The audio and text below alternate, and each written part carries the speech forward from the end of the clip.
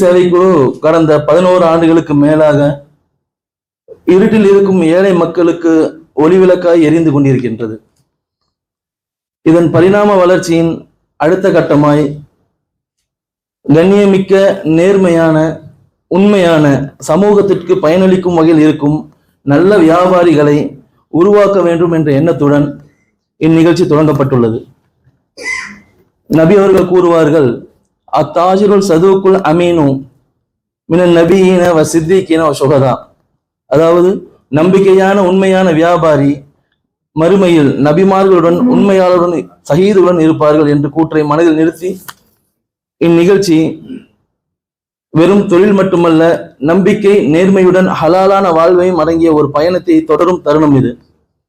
எனவே இங்கே வருகை தந்துள்ள வல்லுநர்கள், வியாபாரிகள் மற்றும் அனுபவமிக்க சகோதரர்கள் தங்களது அனுபவங்களை பகிர்ந்து புதிய வழிகாட்டுதல்களை, நம்பிக்கையும் நமக்கு வழங்க உள்ளார்கள். இந்த அரிய தருணத்தில் பங்கேற்பை மஸ்ஜித் சேவைக்குழுவை கௌரவிக்கும் உங்கள் அனைவரையும் மஸ்ஜித் சேவைக்குழு சார்பாக மீண்டும் ஒருமுறை வருக என்று வரவேற்று நன்றியை தெரிவித்துக் கொள்கிறேன். இனி நிகழ்ச்சியை தொடர அன்புடன் அழைக்கின்றோம். வியாபாரம் சம்பந்தமாக இஸ்லாம் என்ன வழிகாட்டுகிறது என்பதை பார்க்க இருக்கிறோம். சூரத்துல் ஜுமா என்று சொல்லக்கூடிய அத்தியாயத்திலே அல்லாஹ், ஈமான் கொண்டவர்களே, நீங்கள் பள்ளியின் பக்கம் ஜுமாவுக்கு அழைப்பு கொடுக்கப்பட்டால் விரைந்து வாருங்கள் என்று அல்லாஹ் கூறிவிட்டு வியாபாரத்தை விட்டுவிடுங்கள் என்று அல்லாஹ் சொல்கிறான். ஆரம்பமாக இபாதத்தை முடித்துவிட்ட பிறகு அல்லாஹ் அடுத்த வசனத்தில் சொல்கிறான், ஃபைதா குலையத்தி ஸலாத்து ஃபன்தஷிரு ஃபில் அர்லி வப்தகு மின் ஃபதில்லா என்று அல்லாஹ் சொல்கிறான்.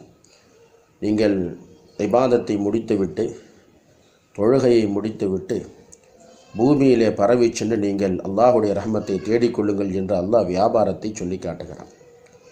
எனவே கண்ணியத்திற்குரியவர்களே, ஏனைய வணக்க வழிபாடுகளுக்கு பிறகு ஹலாலான சம்பாத்தியத்தை தேடுவதும் ஒரு கட்டாயமாக இஸ்லாம் நமக்கு சொல்லி இருக்கிறது.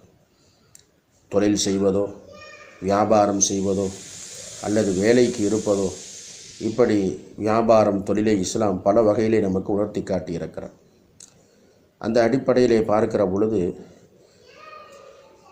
கண்ணியத்திற்குரியவர்களே, முன்னால் வாழ்ந்த நபிமார்களும் சரி, இமாம்களும் சரி, வியாபாரத்தில் அவர்கள் ஈடுபட்டிருப்பதை நாம் பார்க்கலாம்.